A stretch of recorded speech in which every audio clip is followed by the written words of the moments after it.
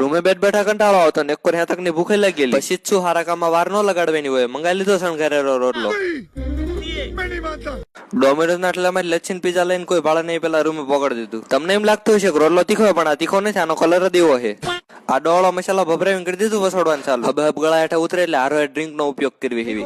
पानी सिर्फ पौधों के लिए, हम सिर्फ बियर पीते, सेव वाटर ड्रिंक भी है, दैट्स आवर मोटो. પીઝા ખાઈને પેટ ફૂલ થઈ ગયું એટલે હજમ કરવા ખાસ કયા ધાબા ઉપર. આ ફૂલડાનું નામ ખબર હોય કોમેન્ટ કરજો જરા. ઘડે કિસકા ખાતા હતા ઘરે એટલે કે ગામડે જવાનો ટાઈમ થઈ ગયો. પછી શું ઠેલો લઈને ખસકાયા. પાકીટમાં ફોન કડ દે નોટ લઈને બસ ની ટિકિટ લઈ લીધી. સ્કેન કરીને બસ ની ટિકિટ તો લઈ લીધી પણ 2 કલાક રાહે બેહવું પડશે. સ્લીપમાં બેહીને 3 નંબરના ગેટ જ ગાંધીગ્રામ રેલવે સ્ટેશન ની એક ટિકિટ લઈ લીધી. સરકારનું મફતનું પાણી પીને હાલતા પગથિયામાંથી ચડીને મેટ્રો સ્ટેશને પહોંચી ગયા. ફાઇનલી મેટ્રો આવી ગઈ ને આપણે ખડકી ગયા અંદર. મેટ્રો માં સુધી 5 રૂપિયાની ચીકમ લીધા હતા, પહોંચી ગયા ગાંધીગ્રામ રેલવે સ્ટેશને. અમદાવાદ ટુ બોટાદ ની ટિકિટ તો લઈ લીધી પણ આ રેલગાડી ભરાય તો ઉપાડે ને. तेजस्वी लोग हैं हमारे पास.